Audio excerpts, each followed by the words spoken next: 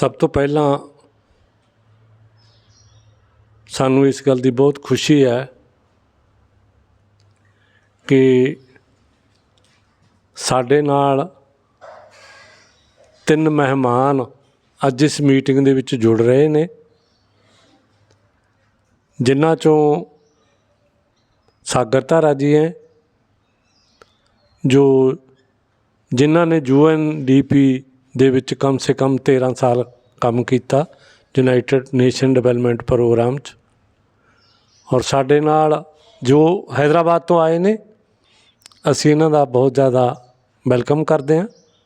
और साडे नाल ने सहदेवन जी और अच्छे एक्टिविस्ट ने, और केरला तो साडे कोल आए ने, और इन्हां दा असीं वैलकम करते हैं।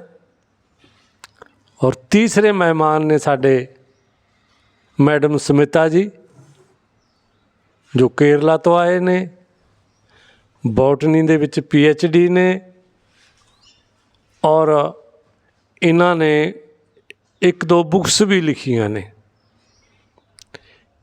सब तो पहला असीं इन्हां 3 मेहमानां दा स्वागत करते हैं, और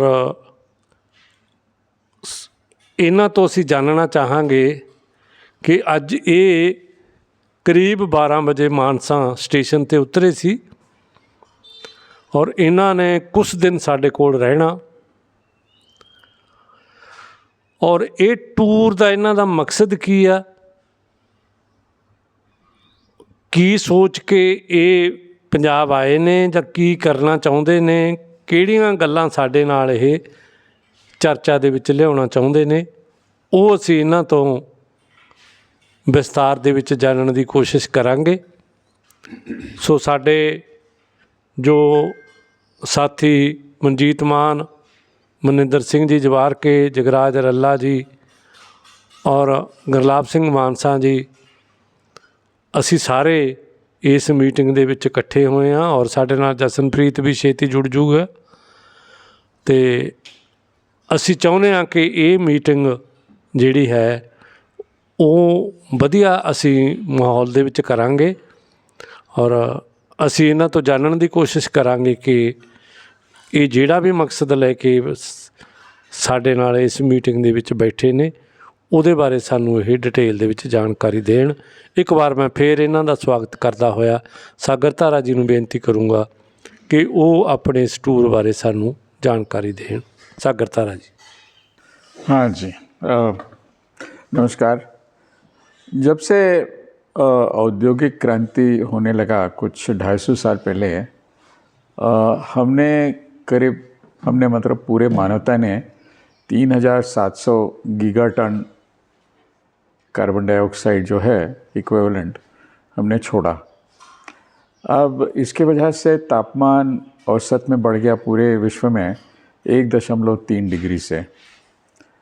अब साइंटिस्ट कहते हैं कि 1.5 डिग्री का बढ़ोतरी होना, उससे ज़्यादा होना नहीं चाहिए।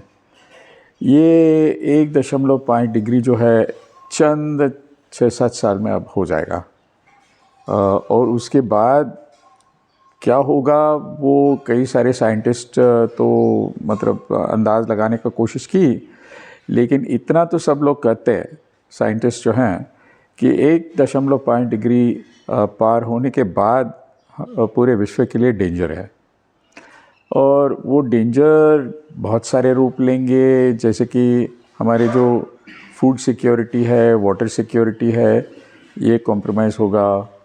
हमारे कई सारे जगह पे मतलब इतना तापमान बढ़ जाएगा कि लोग जो हैं तापमान का बढ़ोतरी की वजह से मर भी जाएंगे, और ख़ासकर ये भारत में होगा। कई सारे जगह पानी का कमी हो जाएगा, और अगर पानी का कमी हुआ तो एक स्टेट और दूसरे स्टेट के बीच में लड़ाई ज़रूर होगा। और इस प्रकार के अन्य और दुष्परिणाम हैं जिसमें अब तुरंत मैं नहीं जाऊंगा, उसके लिए अलग ही लेक्चर देना पड़ेगा। ख़ासकर आज जो विषय जिस पर मैं बात करना चाहता हूँ ये है कि कार्बन डाइऑक्साइड को निकालने के लिए कई सारे तरीके अब सोचा है साइंटिस्टों ने। अब ये तरीके इस प्रकार के हैं कि आप एक तो फसलों के द्वारा या जंगलों के द्वारा निकाल सकते हैं, ये तो ऑलरेडी हो रहा है। उसके अलावा आप मतलब जियो इंजीनियरिंग कर सकते हैं। इसके अलावा आप जो कार्बन डाइऑक्साइड छोड़ रहे हैं उसको कैप्चर करके जो पुराने ऑयल वेल्स हैं उसमें स्टोर कर सकते हैं। लेकिन एक निश्चित बात ज़रूर है कि ये जितने भी और तरीके हैं फोटोसिंथेसिस के अलावा है, फोटोसिंथेसिस का मतलब जो हमारे खेतों में होता है, कार्बन डाइऑक्साइड लेकर और सनलाइट में जो मतलब कार्बन डाइऑक्साइड को खींच लेता है फसलें, और जंगलों में भी यही होता है। ये एक प्रूवन तरीका है, और कोई जो तरीका है वो तो प्रूवन नहीं है। और कई सारे साइंटिस्ट जो हैं वो ये कहते हैं कि वो काम नहीं करेंगे, या तो वो मतलब बहुत महंगे होंगे कि आप कर ही नहीं पाएंगे उस चीज़ को। तो सवाल उठता है कि भाई अगर कोई कचरा फेंक रहा है, कार्बन डाइऑक्साइड तो एक कचरा है, इसको इकोनॉमिक्स में कहते हैं एक्सटर्नैलिटी। एक्सटर्नैलिटी का मतलब ये है कि आप जो कचरा फेंक रहे हैं उसके लिए आप मतलब पर्यावरण में फेंक रहे हैं, उसके लिए आप कोई मुआवजा नहीं दे रहे हैं। अब जब म्युनिसिपल कॉरपोरेशन या ऐसे कोई जगह शहर में हम कचरा फेंकते हैं, म्युनिसिपल कॉरपोरेशन उसको उठाती है और उसको मतलब लैंडफिल में डालती या करती है, और उसके लिए पैसा हम देते हैं, या मामूली लोग जो हैं वहाँ के जो निवासी हैं पैसा देते हैं। तो सवाल उठता है कि भाई अगर कार्बन डाइऑक्साइड फेंका जा रहा है, ख़ासकर इंडस्ट्री वाले और ख़ासकर जो अगुआ देश जो हैं फेंक रहे हैं, और ये जंगलों में और किसान इसको निकाल रहे हैं, तो किसान को पैसा क्यों नहीं मिल रहा है? और इसलिए नहीं मिल रहा है क्योंकि किसान जो है, एक तो ये उनके दिमाग में नहीं आया कि असल में फसल जो है दो काम करता है। एक काम जो है वो ऊर्जा बनाना, यानी कि खाना जो है या बीज जो हम निकालते हैं वो तो ऊर्जा है। उसके अलावा फसल जो है हमें फाइबर भी देती है, जैसे कि कपास। उसके अलावा फ्यूल भी तो ऊर्जा है। तो ये एक काम है। दूसरा काम ये है कि कार्बन डाइऑक्साइड निकालना। अब ऊर्जा बनाने के लिए पैसे दे रहे हैं, पूरा पैसे नहीं दे रहे हैं वहाँ भी, लेकिन कार्बन डाइऑक्साइड निकालने के लिए पैसे नहीं दे रहे। अब मुख्य सवाल यही उठता है कि भाई आप क्यों कर रहे हैं इससे? और इसका सिंपल रीज़न ये है कि इंडस्ट्री वाले जो हैं वो तो मतलब उनका शक्ति ज़्यादा है, और ये छुपाने के लिए इकोनॉमिक्स जो है बहुत बड़ा खेल खेला कि उन्होंने बोला कि इसका वैल्यू नहीं है कार्बन डाइऑक्साइड खींचने का। अब इस पर आते हैं कि अब उन्होंने एक तरीका ये इस्तेमाल की कि भाई अगर आप फसल को काटते हैं, जब फसल बड़े होता जाता है तब वो कार्बन डाइऑक्साइड खींचता है। अब जब काटते हैं और आप खाते हैं तो कार्बन डाइऑक्साइड रिलीज़ होता है, क्योंकि वो जो खाना मनुष्य खाता है या हम गाय को देते हैं, तो इसको कहते हैं रेस्पिरेशन। तो वो कहते हैं कि भाई देखो वो फसल जो है वो तो कार्बन न्यूट्रल है, यानी कि जब वो उसका ग्रोथ होता है तो कार्बन डाइऑक्साइड खींचता है, जब उसको काट के हम लोग खाते हैं तो वो पूरा कार्बन डाइऑक्साइड वापस चला जाता है। ये बिल्कुल गलत अंडरस्टैंडिंग है कार्बन साइकिल का। मैं एक सवाल पूछता हूँ कि क्या मनुष्य कुदरत के एक अंग है कि नहीं है? Is a human being part of nature और नॉट? ये बहुत ही मुख्य सवाल है। क्यों? क्योंकि अगर आप पार्ट ऑफ मनुष्य जो है, मानवता जो है वो पार्ट ऑफ अगर नेचर है, तो वो नेचुरल कार्बन साइकिल के पार्ट होना चाहिए, जैसे कि बाकी जानवर हैं। तो कार्बन साइकिल में दो भाग हैं। एक भाग जो है वो तो नेचुरल कार्बन साइकिल है। अगर आप पूरे मनुष्य को निकाल दिया तो एक नेचुरल कार्बन साइकिल होता है, ठीक है, जिसमें जानवर और पेड़ पौधे का रेस्पिरेशन जो होता है, जो कार्बन डाइऑक्साइड पेड़ जो है सोकिंग भी करता है और कार्बन डाइऑक्साइड उसका एक फ्रैक्शन, छोटा सा भाग कार्बन डाइऑक्साइड छोड़ता भी है। तो ये नेचुरल रेस्पिरेशन जो है जानवरों का और पेड़ पौधे का, ये तो नेचुरल कार्बन साइकिल के हिस्सा है। अगर human being part of nature है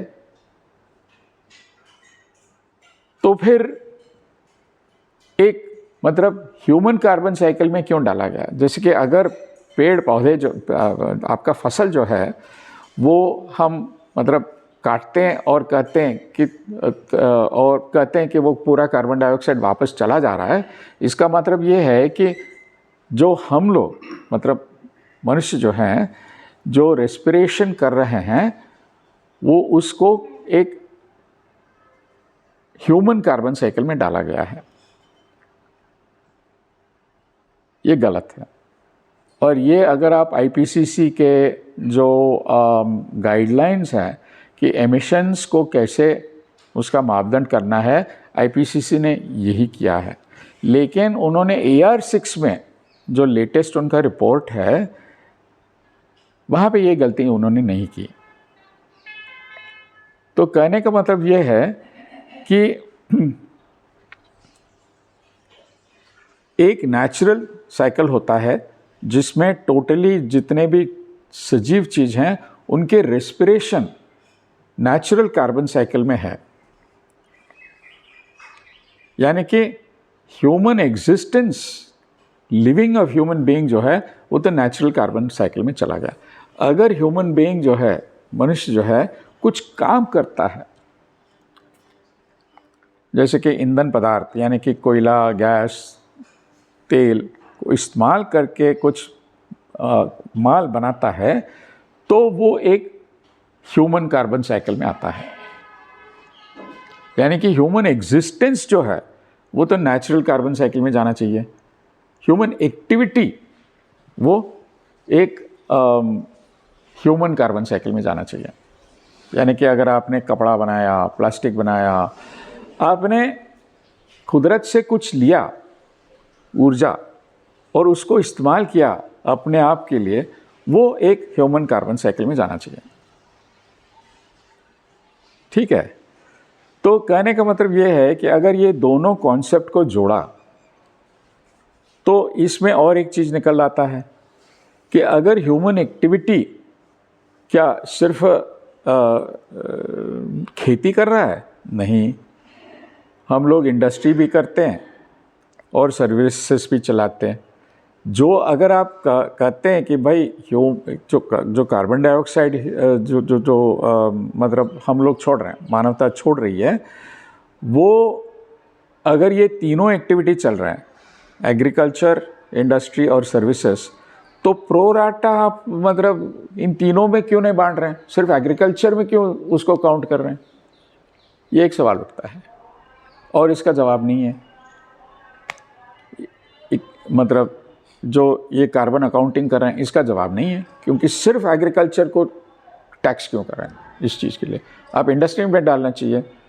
अगर इंडस्ट्री का हिस्सा जो है ऊर्जा या फ्रैक्शन जो है वो कुछ 60% है पूरे विश्व में, तो 60% कार्बन डाइऑक्साइड जो छोड़ा जा रहा है वो तो इंडस्ट्री के खाते में डालना चाहिए।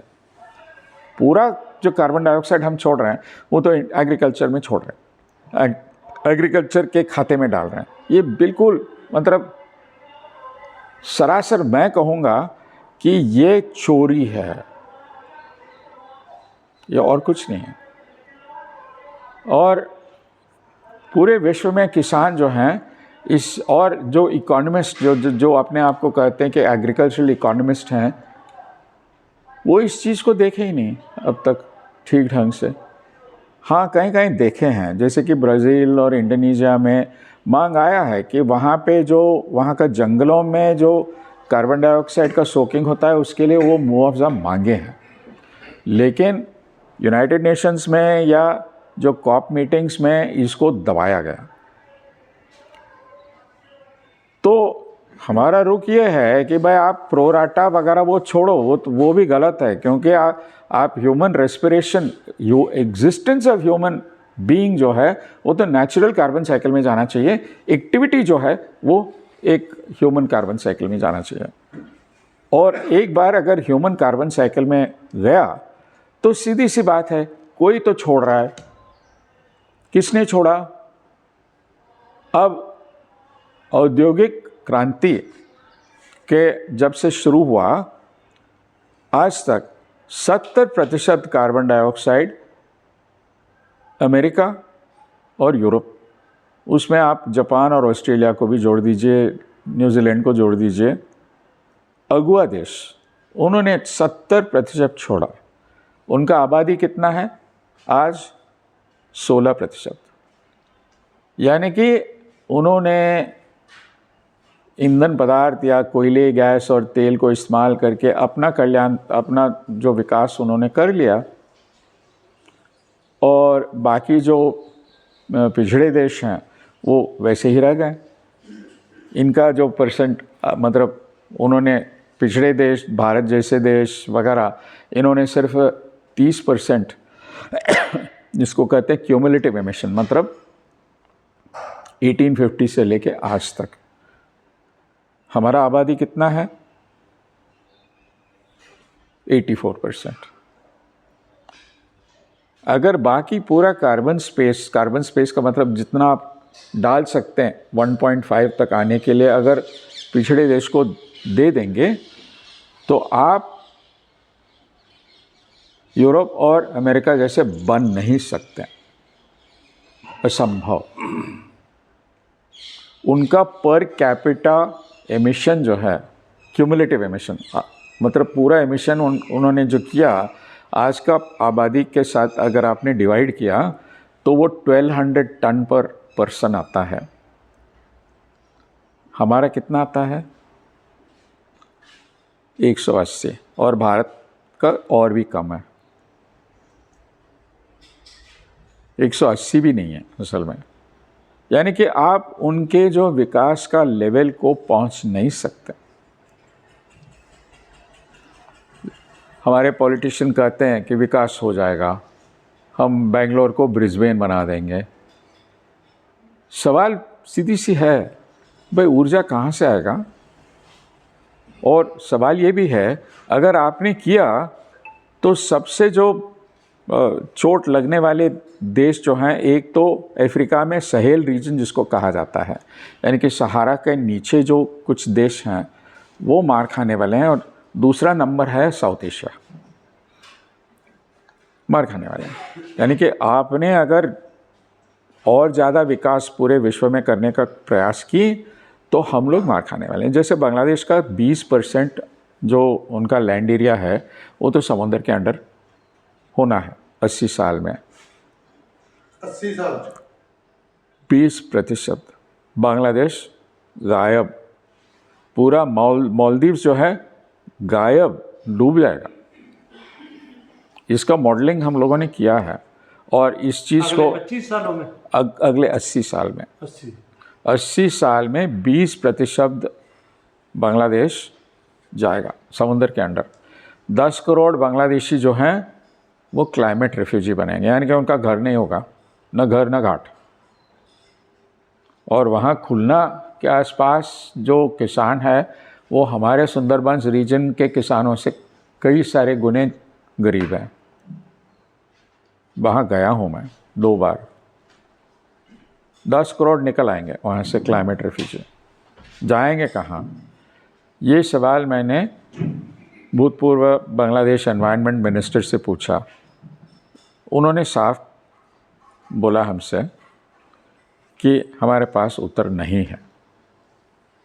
हालांकि कुछ और बांग्लादेशी जो कॉप में आए थे डेलीगेट्स, उन्होंने बोला वो भारत ह्यूमैनिटेरियन ग्राउंड्स पर लेना चाहिए, और मैं इससे सहमत हूँ, क्योंकि बांग्लादेश का कसूर नहीं है।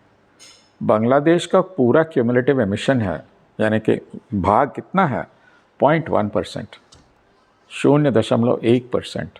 जो मैंने आपसे कहा पहले, 3,700 गीगाटन, अरब टन कार्बन डाइऑक्साइड जो पूरे मानवता ने छोड़ा है आज तक, उसका 0.1% बांग्लादेश ने छोड़ा। जो गलत काम किया और किसी ने किया, उसका दुष्परिणाम यहाँ हो रहा है। अब पाकिस्तान, अफ़गानिस्तान का हालत इससे बहुत अच्छा नहीं है, क्योंकि पाकिस्तान का एक ही नदी है, सिंधु नदी, और वो सिंधु नदी का पानी जो है 60% पानी वो आता है बर्फ़ पिघलने की वजह से। बर्फ़ पिघल गया, अब आप सोच लो क्या होगा। वही होगा जो तमिलनाडु और कर्नाटक के बीच में अब 20 साल से हो रहा है, पानी पर लड़ाई। उनके पंजाब और सिंध जो हैं वो इसी परिस्थिति में आएंगे जो ऑलरेडी तमिलनाडु और कर्नाटक के बीच में लड़ाई चल रहा है। इसी परिस्थिति में होंगे जो नाइल नदी पे जो संघर्ष हुआ है, इसी परिस्थिति में जो यूफ्रेटिस और टाइग्रिस नदी पे तुर्किया, सीरिया और इराक लड़ रहे हैं। तो इसी परिस्थिति पे जो लोग शायद नहीं जानते कि इज़राइल, सीरिया और जॉर्डन के बीच में असल में जॉर्डन नदी का जो पानी है, उस पानी के लिए संघर्ष उन्होंने किया। जो 1967 में जो वॉर हुआ था, वो आधा कारण ये पानी, जॉर्डन नदी का पानी। खैर वो बहुत ही बढ़िया कहानी है, वो उस पर तुरंत नहीं जाएंगे। लेकिन कहने का मतलब पॉइंट ये है कि मैंने जैसे आपसे कहा कि एक नेचुरल कार्बन साइकिल होता है और ह्यूमन एग्जिस्टेंस उसके पार्ट है। जैसे कि एनिमल, बाकी जानवरों का एग्जिस्टेंस भी वो नेचुरल साइकिल का पार्ट है। ह्यूमन एक्टिविटी जिसको हम कहते हैं आर्टिफैक्ट, यानी कि बिल्डिंग बनाना, कंप्यूटर बनाना, या मतलब स्विगी करना, ये जो हम लोग लेते हैं कुदरत से ऊर्जा इस्तेमाल करते हैं और माल या सर्विसेज बना के उसको हम डिस्ट्रीब्यूट करते हैं, उसका वितरण करते हैं, वो ह्यूमन साइकिल में आता है। इसका सेपरेशन करना बहुत ज़रूरी है। अब बात यह है कि अगर ये ह्यूमन कार्बन साइकिल में एमिटर्स हैं, वो हिस्टोरिकल एमिटर्स हैं, जैसे मैंने कहा northern America minus Mexico, Europe, Australia और जापान। अब जो उन्होंने काम किया उसका जिम्मेदारी लेने के लिए वो तैयार नहीं है, सीधी सी बात है। और यही लड़ाई वो लड़ रहे हैं। और कॉप मीटिंग्स में उनका रुख यही है कि वो क्यों कहते हैं कि 1.5 डिग्री तक रुकना है, क्योंकि उन्होंने ऑलरेडी अपना कल्याण, अपना विकास कर लिया है। वो अब कहते हैं कि अगर टेम्परेचर जो है वो और ज़्यादा बढ़ जाता है तो उनका भी नुकसान हो जाएगा। लेकिन उनका तरीका क्या है? तरीका यह है कि तंत्र ज्ञान इस्तेमाल करो, टेक्नोलॉजी इस्तेमाल करो। उनके पास है, उनके पास पैसा है, वो खरीद सकते हैं वगैरह। अब ये सब कोयले और वगैरह जला के उन्होंने क्या किया विकास? उनका पर कैपिटा जीडीपी जो है वो $45,000 है। हमारा कितना है? जो पिछड़े हुए देश का $5,000 से कम है। भारत का कितना है? $3,000 के आसपास है, $3,000 से कम है। हाँ, 2700। एग्जैक्टली वही मैं कह रहा था, $3,000 से थोड़ा कम भी है। ठीक, अब आप पहुंच नहीं सकते वहाँ जहाँ वो है। जब तक आप रीडिस्ट्रीब्यूशन, इक्विटेबल रीडिस्ट्रीब्यूशन नहीं करते, तब तक फॉरगेट इट। हाँ, तो अब मैं कहता हूँ कि अगर आप जलवायु संकट का न्याय चाहते हैं तो एक चीज़ होना है कि जिन्होंने ये खराब काम किया वो जिम्मेदारी ले, जो लेने के लिए तैयार नहीं है।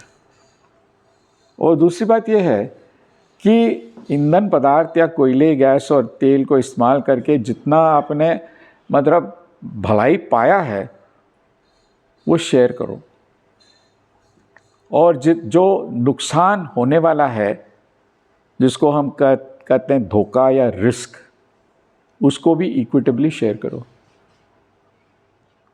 अब ये करने के लिए तैयार नहीं है अगुआ देश। तो शुरुआत ये है कि भाई इसमें किसान का क्या रोल है। किसान ये मांग सकते हैं जो काम हम कर रहे हैं, एक तो हम ऊर्जा दे रहे हैं, आपको खाना दे रहे हैं, फाइबर दे रहे हैं, फॉडर दे रहे हैं, उसका ठीक है आप दे रहे हैं, उसमें आप जो सूरज के किरणों का जो दाम है वो नहीं दे रहे हैं, वो लड़ाई हम लड़ेंगे उसके लिए भी। इसको हम कहते हैं अनइक्वल एक्सचेंज, उस पर बाद में आएंगे।